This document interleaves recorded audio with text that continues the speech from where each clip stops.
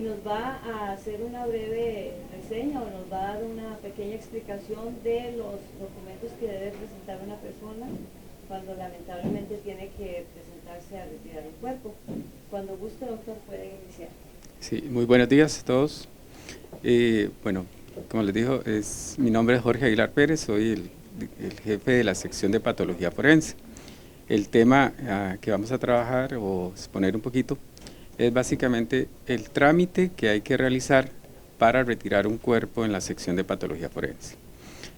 Como bien sabido, la morgue judicial le corresponde realizar las autopsias de toda muerte violenta o muerte que requiera una investigación o una responsabilidad judicial. La sección hace aproximadamente 3.200, 3.400 autopsias al año y el retiro de los cuerpos se hace a diario, ¿verdad? Tenemos dos escenarios básicamente para lo que es un retiro del cadáver: cuando el cadáver está debidamente identificado, y la situación es cuando no tenemos una identidad de la persona que ingresa a la sección como un masculino desconocido o una femenina desconocida. Y en algunos casos ingresa básicamente lo que denominamos como unos restos óseos que no se conoce hasta que se haga el estudio, incluso el sexo del individuo. Entonces, lo más frecuente, el caso más frecuente y diario es la persona debidamente identificada. En este caso es más simple. Lo que tenemos es un servicio de atención de alrededor de 12 horas al día, de 6 de la mañana a 10 de la noche.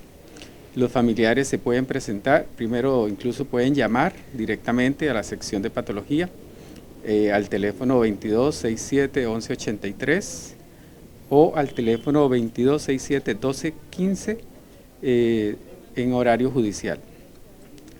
Ahí se le daría la información si el cuerpo ya ingresó, si el cuerpo ya está en la instalación de la morgue judicial y la proyección del tiempo en que podría ser entregado el cuerpo. Ese tiempo de entrega va a variar dependiendo cada caso, dependiendo de la hora que haya ingresado el cadáver a la sección, si ingresó en la noche, ingresó en la madrugada o si ingresó en horas de la tarde y ya queda para realizarse el día siguiente. Todo ese tipo de detalles se los pueden dar en esos teléfonos. Incluso en la recepción también de la sección, que es horario judicial, también sería con el teléfono 2267-1182. Una vez que la persona, el familiar, se presenta a la sección, lo que procede es hacer una entrevista. Esa entrevista consiste en una obtención de datos que se requieren para elaborar toda la documentación que tenemos que entregarle a la familia. ¿Cuál es esta documentación? Básicamente son dos documentos. Es el acta de defunción o certificado de función que tenemos que entregar. Recordemos que en este país, por la normativa y las leyes existentes, no se puede inhumar ninguna persona si no tiene un certificado de defunción. Ese certificado de función requiere una serie de datos generales de filiación de la persona. Entonces es importante que la persona que va a retirar el cadáver conozca esos datos. Entonces tenemos que tener una persona identificada, en el sentido de que quien va a retirar el cuerpo sea un familiar directo, idealmente. Esperamos que sea un hermano, el padre, un hijo, normalmente. Si hubiese alguna dificultad en ese sentido, algún conflicto de quién vaya a retirar el cadáver, existe ya una normativa donde se le da prioridad primero a la esposa o a la compañera sentimental y posteriormente a los hijos o hermanos. Una vez que se identificó la persona que va a retirar el cadáver y presenta sus documentos de identidad, entonces se procede a hacer la entrevista. Esa entrevista tenemos que tener datos generales, como les decía, como es el nombre correcto de la persona, un documento de identificación, por supuesto, la edad, fecha de nacimiento, número de cédula. Tenemos que tener también los datos de los padres, por ejemplo, el nombre de los papás, del papá, de la mamá, del cónyuge, ¿verdad? Su estado civil también es necesario. Todos son información que lleva el certificado de defunción. Una vez que se tiene toda esa información, eso se mete en un sistema, el sistema automatizado que se llama, que se trabaja en la sección, y se genera un certificado de función. Otra información requerida para este documento es dónde se va a inhumar el cadáver, qué van a hacer con esos restos, si los van a enterrar o los van a cremar, si van a ser sacados del país. También es importante que no lo informen y que sepan esos datos cuándo van a hacer la entrevista, porque eso tiene que quedar registrado y tiene que quedar documentado en el certificado de función. Si una persona va a ser retirada, va a ser cremada, perdón, o va a ser repatriada a su país de origen, hay que realizar otro documento adicional, que es un certificado médico, porque la Ley General de Salud de este país exige que demos constancia que la persona no es un riesgo o de tipo infecto contagioso para hacer la expatriación del cuerpo, la repatriación del cuerpo. Hay otra situación que también es importante cuando tenemos extranjeros. Si es colombiano, hay una directriz del gobierno de Colombia que todo ciudadano colombiano que muere en este país y se le hace autopsia médico-legal tiene que tener una autorización de parte del consulado o la embajada de Colombia para ser entregado. Entonces los familiares, incluso previo a presentarse a la morgue judicial, deberían ir a la embajada o a los representantes diplomáticos y pues, solicitar la autorización y con eso ya presentarse a la morgue judicial. Una vez que se tiene toda esta documentación, se hace una acta de entrega de cadáver.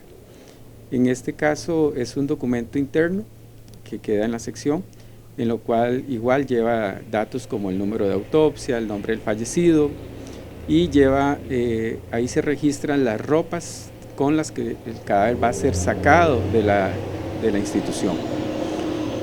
Si la familia decide vestirlo o no, también tiene que indicarlo, ¿verdad?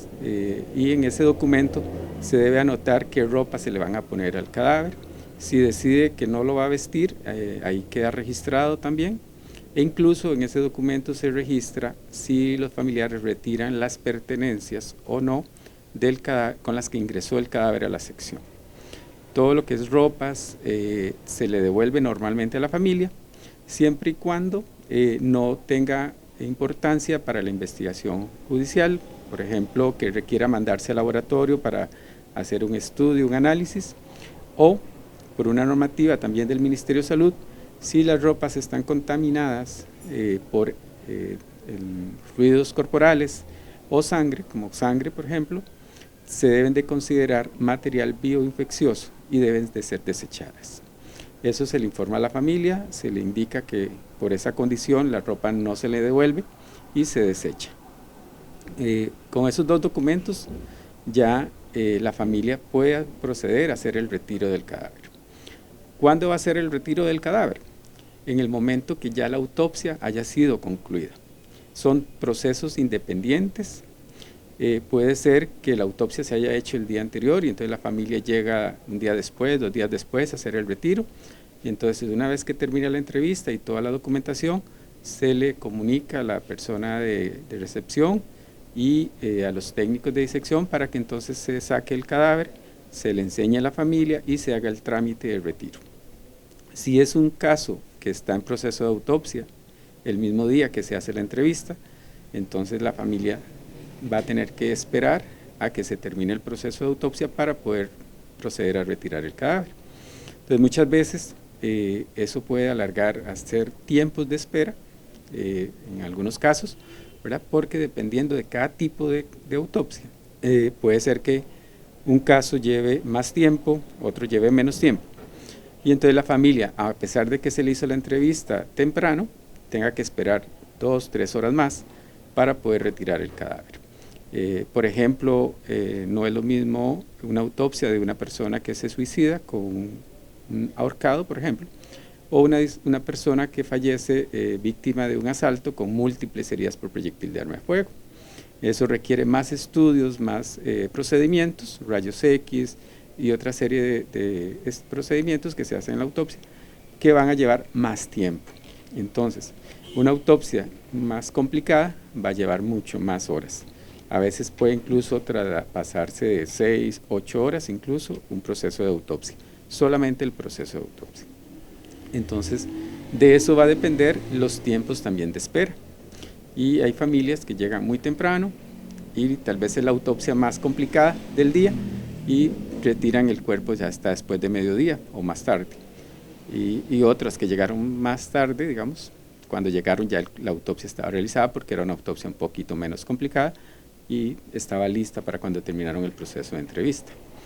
Les decía que tenemos varios escenarios, ¿verdad? Ese es el escenario común de una persona debidamente que ingresa a la morgue, debidamente identificada. Cuando tenemos una persona que ingresa como desconocida o como desconocida, que no se conoce su identidad, ya sea, por ejemplo, que fue víctima de un incendio, una carbonización, o son restos óseos, o está en avanzado estado de putrefacción, o cualquier otra condición por la cual se establezca de parte de los investigadores judiciales y de la autoridad judicial de que el individuo está como desconocido, tenemos que hacer otro proceso. Ese proceso, previo a la entrevista, tiene que llevar un proceso de entrevista de persona desaparecida. ¿Qué significa esto? Que los familiares o los posibles familiares de esa persona que se presenten a la morgue creyendo que esa persona que se reportó o que ingresó a la morgue es su familiar, primero tienen que hacer un proceso de que se denomina entrevista de persona desaparecida. Eso es un documento que está basado en normativas, trabajamos dos tipos de documentos, por así decirlo. Uno basado en lo que son la Interpol, los procedimientos de Interpol, y otro de la Organización Mundial de la Salud. Dependiendo cada caso se puede usar uno u otro. Normalmente estamos usando más los de Interpol, son documentos un poquito más elaborados y más grandes, por así decirlo. Es una entrevista que tiene varias páginas, es un documento que se debe llenar, donde se queda registrado todas las características de esa persona que está inicialmente, digamos, desaparecida de parte de sus familiares.